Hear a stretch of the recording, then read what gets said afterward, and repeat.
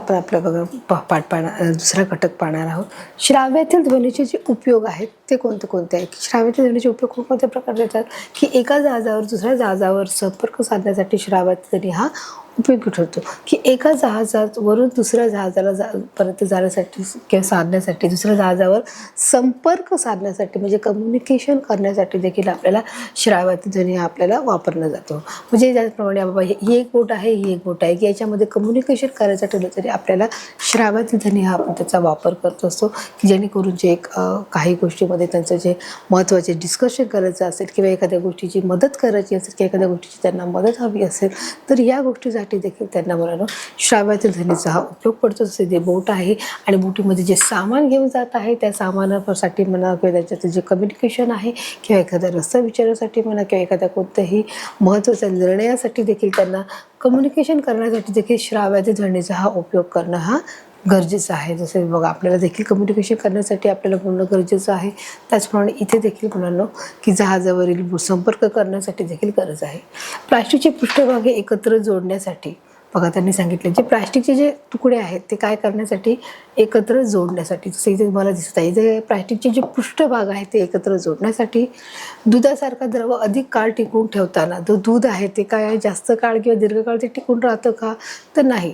ते फार ते 2 ते 3 दिवस टिकून राहतं. कारण आपण गरम करून ठेवलं ते पुन्हा जर रात्री गरम नाही केलं सकाळी ते खराब होतं. पुन्हा त्याला आपल्याला गरम करण्याची जी प्रक्रिया आहे ती ठेवावी लागते की जेणेकरून एखादं जर आपण गरम नाही जरी केलं तरी आपण ते फ्रीजमध्ये ठेवलं तरी ते राहतं. परंतु त्याची देखील काही मर्यादा आहे किंवा आपण ते 3 दिवस 4 दिवस राहू शकतो. परंतु जर आपण 5-6 दिवस झाले 8 दिवस झाले तर शेवटी ते फ्रीजमध्ये देखील दूध कधी कधी खराब होतं नासून जातं. म्हणजे ती एक प्रक्रिया आहे. पण दुधासारखा जो द्रव आहे तो अधिक काळ टिकून ठेवताना त्यातील जीवाणू मारून टाकण्यासाठी श्राव्यातील ध्वनीचा उपयोग पडतो.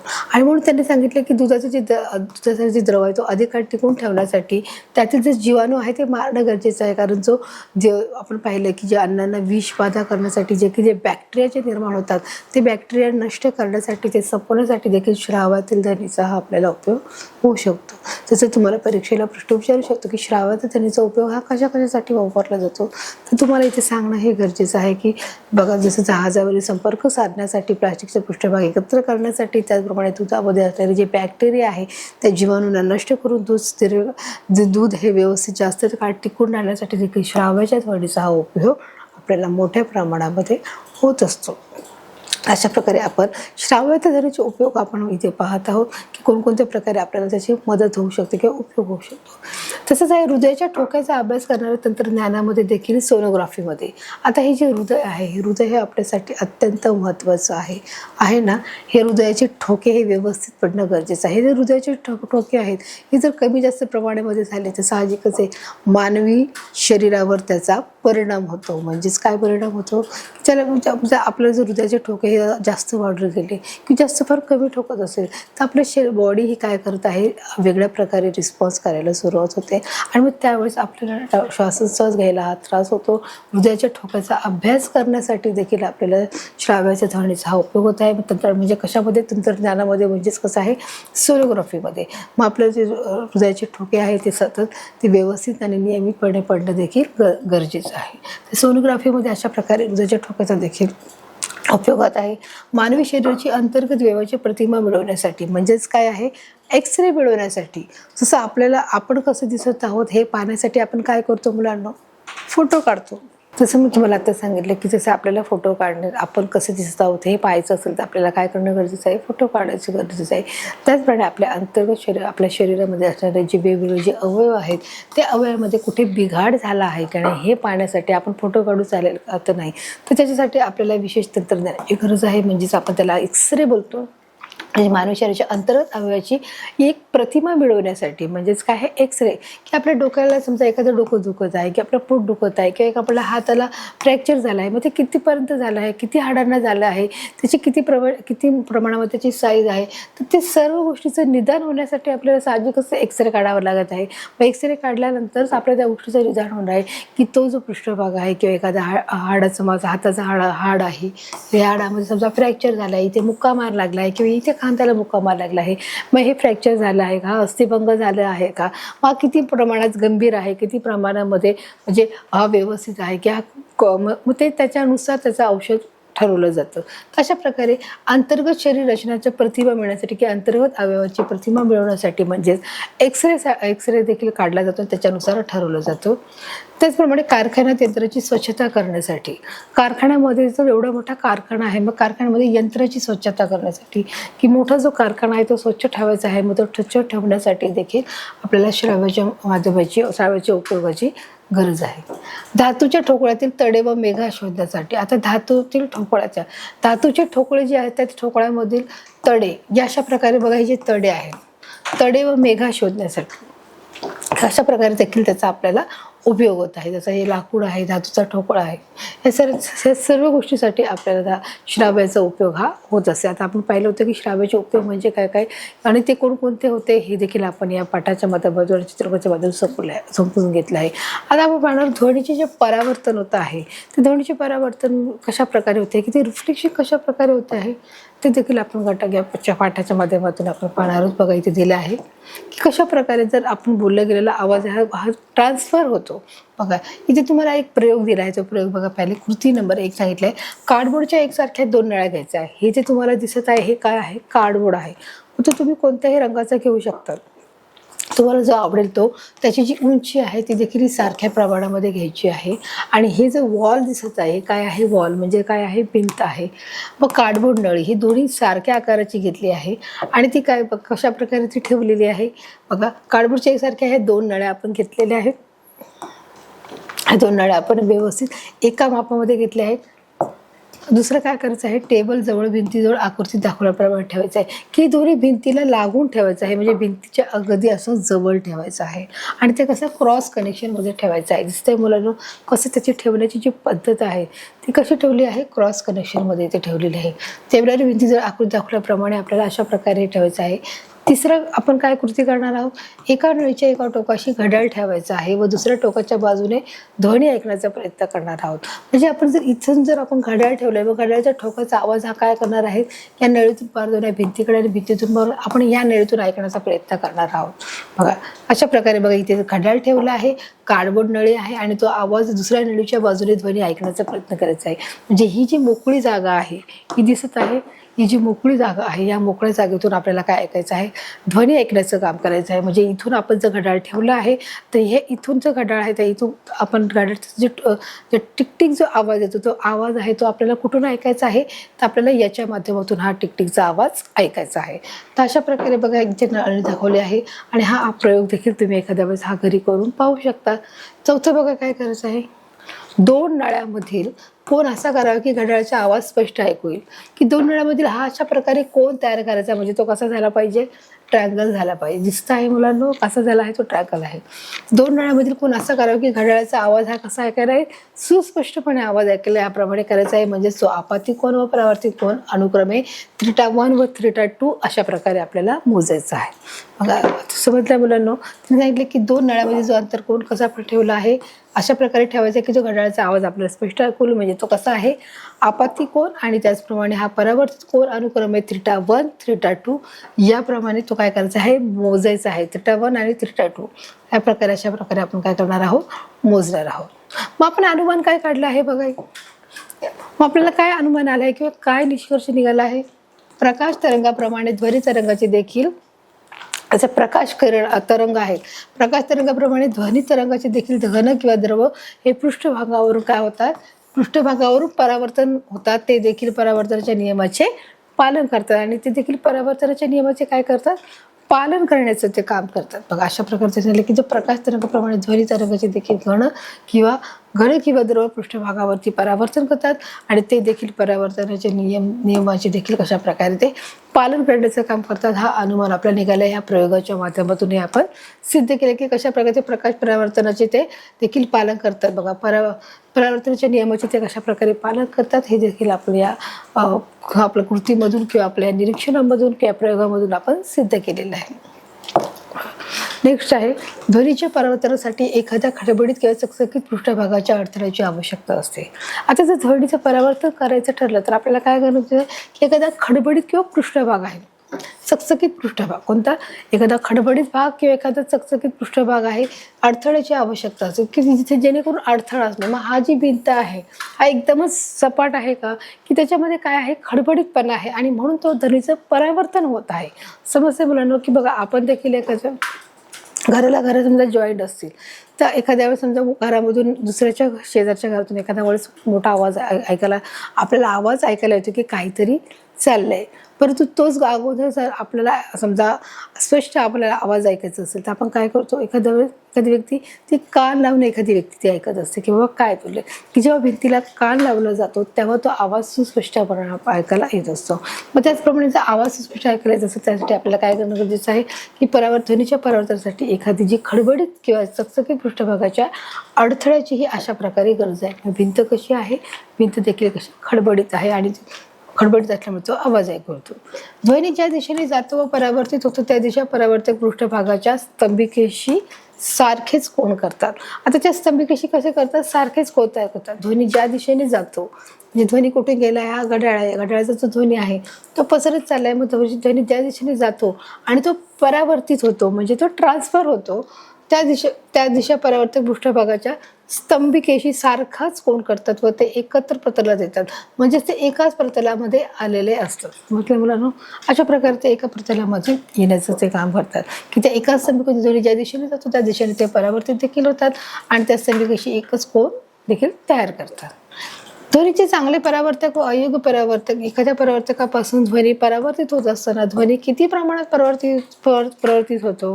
आता ध्वनीचे चांगले परावर्तक व अयोग्य परावर्तक, चांगले परावर्तक म्हणजे योग्य प्रकारे सुस्पष्ट आवाज ऐकण्यासाठी, अयोग्य परावर्तक म्हणजे आवाज अस्पष्ट ऐकण्यासाठी. एखाद्या परावर्तकापासून जो ध्वनी आहे तो परावर्तित होत असताना ध्वनी किती प्रमाणात परावर्तित होतो हे कशावर अवलंबून आहे.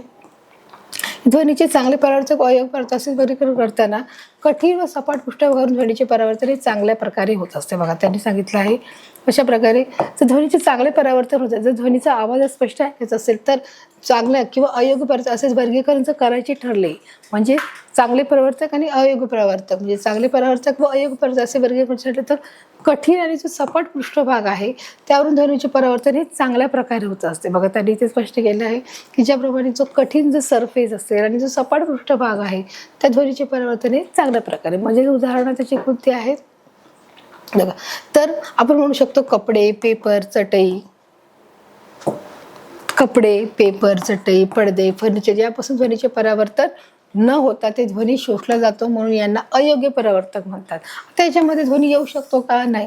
कपड्यामध्ये, पेपरमध्ये, चटईमध्ये, फर्निचरमध्ये जे सर्व फर्निचर दिसतात त्याच्यामध्ये ध्वनीचे परावर्तन होत नाही, म्हणजे हा ध्वनी काय केला जातो, शोषला जातो, ऑब्झर्व केला जातो आणि यांनाच काय म्हणणार आहेत, अयोग्य परावर्तक असे आपण त्यांना म्हणणार. मग ही सर्व अयोग्य परावर्तकाची काय आहेत उदाहरणं इथे तुम्हाला इथे त्यांनी दिलेली, सर्व कशी अयोग्याची आहे.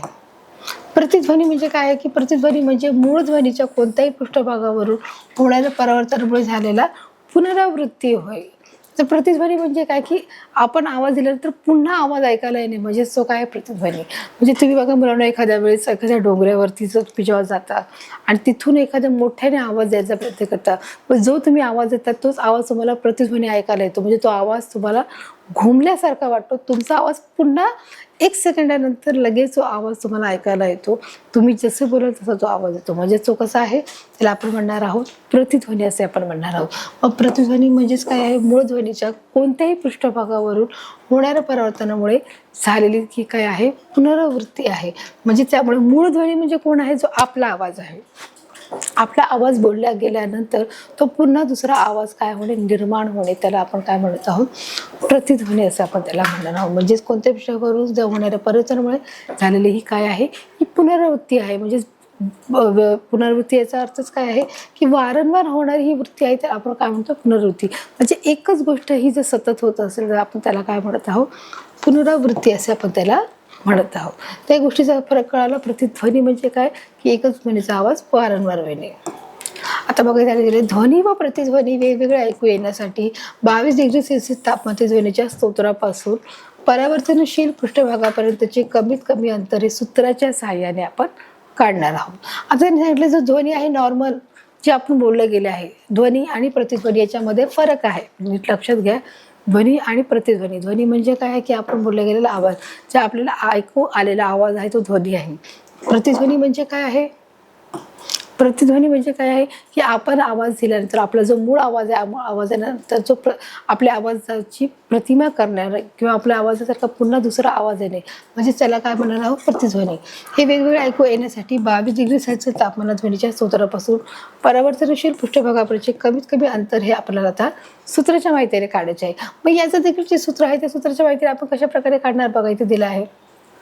पहिलं आहे 22 डिग्री सेल्सिअस तापमानात ध्वनीचा हवेतील वेग किती आहे? 344 मीटर पर सेकंद असतो. तर आपल्या मेंदू ध्वनीचे सातत्य 0.1 एक सेकंद असतं. त्यामुळे ध्वनी अडथळ्यापर्यंत जाऊन पुन्हा श्रोत्याच्या कानापर्यंत 0.1 सेकंदापेक्षा जास्त वेळेने पोहोचवला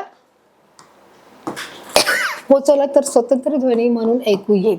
म्हणजेच काय आहे की ध्वनीच्या स्रोतापासून परावर्तनशील पृष्ठभागापर्यंत आणि पुन्हा मागे असे कमीत कमी अंतर बरोबर वेग काल अंतर बरोबर 344 मीटर पर सेकंद गुणिले 0.1 सेकंद म्हणजेच किती आहे? म्हणजे आता त्यांनी काय केलं आहे बघा, इथे की जी माहिती दिली आहे ती माहिती त्यांनी इथे बघा जे आपल्याला उदाहरणांमध्ये दिली ते उदाहरणामध्ये आपण माहिती ते घेतलेली आहे की बघा, ध्वनीच्या स्रोतापासून जे परावर्तितशील पृष्ठभागापर्यंत आणि पुन्हा मागे असे अंतर म्हणजेच काय कमीत कमी अंतर आहे, म्हणजेच अंतर बरोबर वेग काल आहे.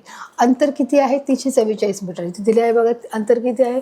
344 मीटर आहे. त्याचमुळे सेकंद गुणिले 0.1 आहे आणि किती आहे? सेकंद गुणिले 0.1 सेकंद आहे. अंतर बरोबर 34.4 मीटर आहे. त्यामुळे सुस्पष्ट जर प्रतिध्वनी ऐकू येण्यासाठी कमीत कमी अंतर हे कसले पाहिजे? निम्मे असणे गरजेचे आहे. म्हणजेच आपण मग काय केलं आहे? 34.4 भागिले 2 बरोबर किती उत्तर आलं आहे? 17.2 मीटर आलेलं आहे. म्हणजे आपण 34.4ला कितीने भागलं आहे? 2ने भागलेलं आहे आणि 2ने उत्तर आलं आपले 17.2 मीटर असावे लागते. जे वेगळ्या तापमानाला ही अंतरे म्हणजेच हे बघा 34.4 भागिले 2 बरोबर 17.2 मीटर असावे लागते व वेगवेगळ्या तापमानाला ही अंतरे वेगवेगळी असतात. हे आपलं क्लिअर झालेलं आहे. तर अशा प्रकारे आपण बघा काढले आहोत. तर निनाद म्हणजे काय आपण हे पाहणार आहोत. निनाद म्हणजे काय? इमारतीची छत किंवा भिंती यावर ध्वनी तरंग जे पुन्हा पुन्हा परावर्तन होऊन ध्वनी तरंग एकत्र येऊन सतत जाणवेल असा ध्वनी तयार होतो. बघा इथून काय केलं, इमारती किंवा छत हे काय केलं, इमारतीचं छत असू दे किंवा भिंतीवरून ध्वनीचा रंग अशा प्रकारे इथून काढलेला जो आवाज आहे तो इथपर्यंत ऐकू येतो. म्हणजेच काय, याला का म्हणणार आहोत? ध्वनी तरंग म्हणणार आहोत. ध्वनी तरंगाचे पुन्हा पुन्हा हे काय होत आहे? परिवर्तन होत आहे. म्हणजे आवाजाचं परावर्तन होत आहे. म्हणजे ते तरंग एकत्र येऊन सतत जाणवेल असा ध्वनी तयार होत आहे. म्हणजे अशा प्रकारे इथून आवाज केला जातो तो अशा इथपर्यंत जात आहे. म्हणजे गायक आहे आणि हा श्रोता आहे. म्हणजे त्याला काय म्हणणार आहोत? परावर्तित ध्वनी. हा माईक घेऊन जर गात असेल तर हा काय करत आहे की इथे बसलेली जी व्यक्ती आहे त्याला तो आवाज ऐकायला येत आहे. म्हणजे तो ध्वनी कसा होत आहे?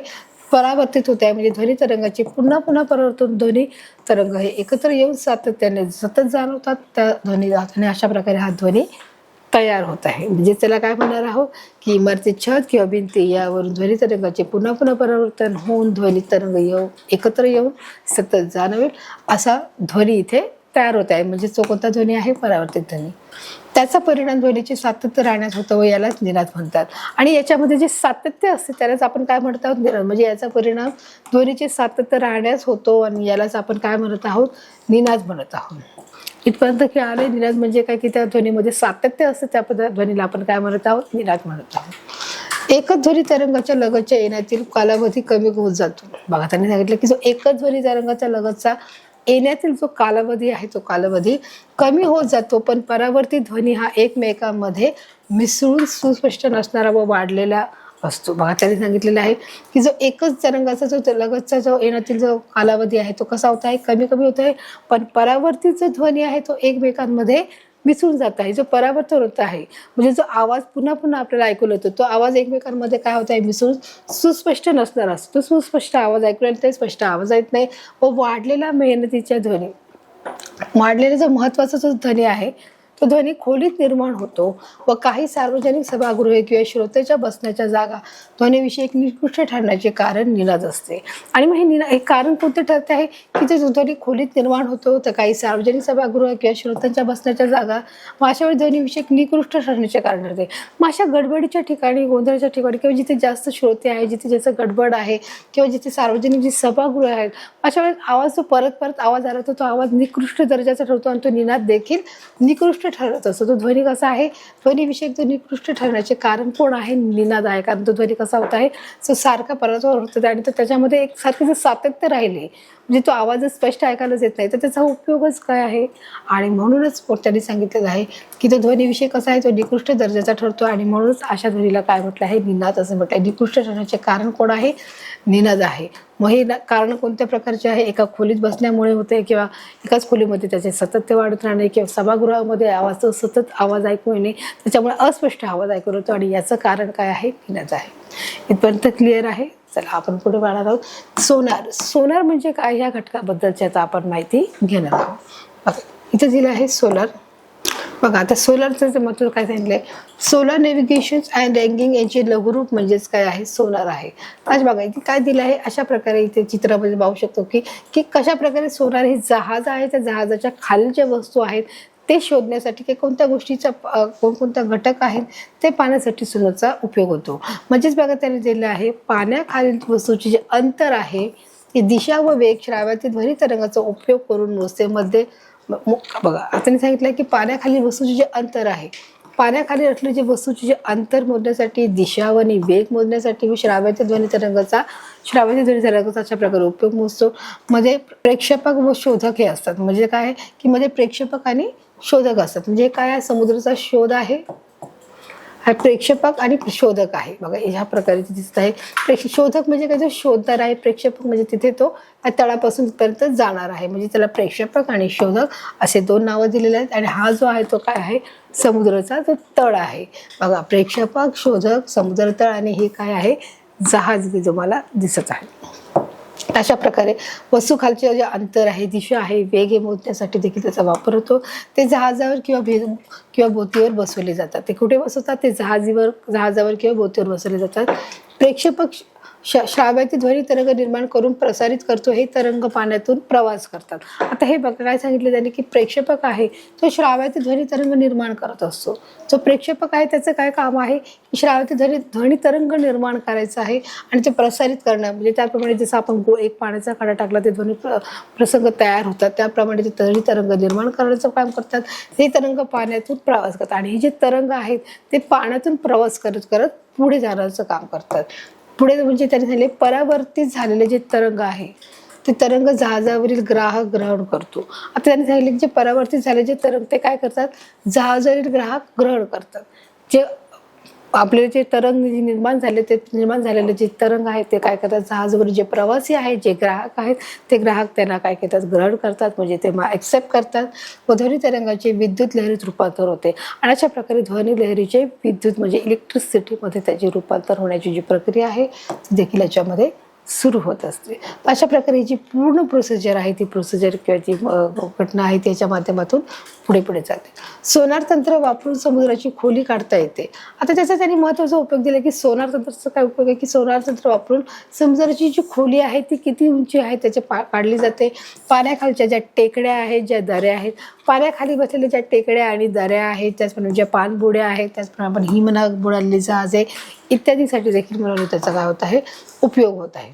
बघा शोधण्यासाठी त्याचा उपयोग होत आहे. कोणकोणत्या गोष्टीसाठी की ज्या सोलार सिस्टमचा काय उपयोग आहे, बघा त्यांनी सांगितले सोलार तंत्र वापरून समुद्राची जी खोली काढता येते आपल्याला. त्याचप्रमाणे पाण्याखालच्या ज्या टेकड्या आहेत, ज्या दऱ्या आहेत, ज्या हिमनग आहेत, त्याचप्रमाणे जी बुडालेली जहाज आहेत, या सर्व वस्तू शोधण्यासाठी देखील सोलारचा उपयोग होत आहे. किंवा अतिप्राचीन ज्या गोष्टी आहेत किंवा ज्या आपल्याला अजून गोष्टी माहिती नाहीत किंवा अजून कोणत्या गोष्टी दडलेल्या आहेत का समुद्राखाली, नवीन गोष्टी शोधण्यासाठी देखील त्याचा आपल्याला उपयोग होत आहे. की एखादं जनावर आहे, जनावरांचे ज्या सांगाड्या आहेत, त्याचे जे अवशेष आहे व ते किती प्राचीन आहे, किती एखादी वस्तू आहे ती किती प्राचीन आहे, शोधण्यासाठी देखील सोलारचा आपल्याला इथे मोठ्या प्रमाणामध्ये उपयोग होत आहे.